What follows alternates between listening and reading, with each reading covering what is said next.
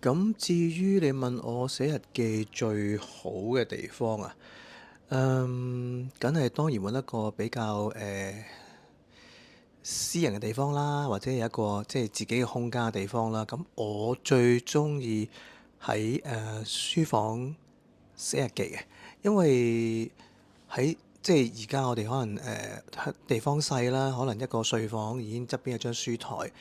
咁其實呢個係我哋最 relax 嘅地方嚟嘅，應該係啊。對於我嚟講，咁啊，因為日日都差唔多，你翻到屋企嘅時候，你瞓覺之前，你都會喺睡房嗰度嘅時間，亦都係唔短嘅。譬如我哋瞓覺，可能一般正常人可能需要8至9個鐘頭啦。咁其實呢個地方係我哋應該最長時間，亦都係應該佈置得最好嘅地方，因為呢個地方係俾我哋休息嘅地方，所以係一個好 relax 嘅地方。咁有時如果你真係譬如你一日工作好繁忙嘅時候，亦都有啲人都會想去一啲嘅 coffee shop，一啲嘅咖啡店。咁啊，好似好 chill 咁樣飲住杯咖啡，跟住喺度睇住啲人點樣誒工作啊，甚至乎一啲人可能有不同嘅工作，因為而家嘅 coffee shop 咧都唔同以前㗎啦，好似有好多人喺度開會啦，又有啦。因為有一啲嘅 coffee shop 有一啲嘅細嘅房都可以提供俾一啲小組討論嘅人喺度用嘅。咁亦都係，不過亦都要小心啦，因為 coffee shop 比較人多啦。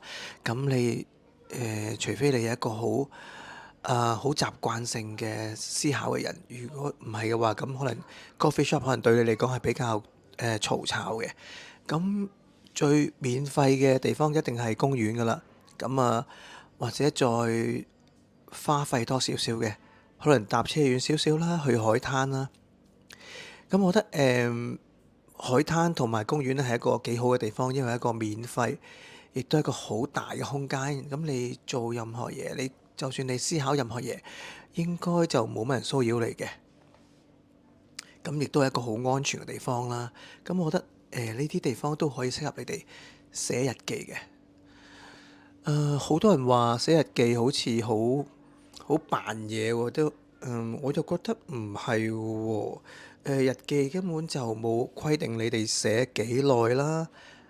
我意思係寫幾長啦。咁亦都冇一個特別嘅規定嘅，只係有嘅今日嘅日期啦，同埋今日嘅天氣啦。咁如果你覺得今日多嘢寫嘅時候，你可以寫一頁又得。將你今日嘅事情與你又唔需要特別規定寫早上啊、中午或者係晚上。咁你只係將你覺得特別要寫低嘅嘢，同埋有靈感嘅嘢寫低，咁就 OK 噶啦。咁有時真係當日冇嘢發生嘅時候，你只係寫幾句説話，例如今日好攰啦，咁好好休息啦。其實呢啲字眼都可以寫落一個日記裏邊嘅。又或者今日食咗一餐好好嘅飯，咁你可以就話今日食咗一餐同朋友食咗一餐好好嘅飯，好滿足。咁得㗎啦。咁其實咁已經算係一篇日記㗎啦，因為係你經歷過嘅事情，而你記低佢啊嘛。咁啊最重點就係話你有冇時間去叫自己寫咯。咁呢個唔係要勉強嘅。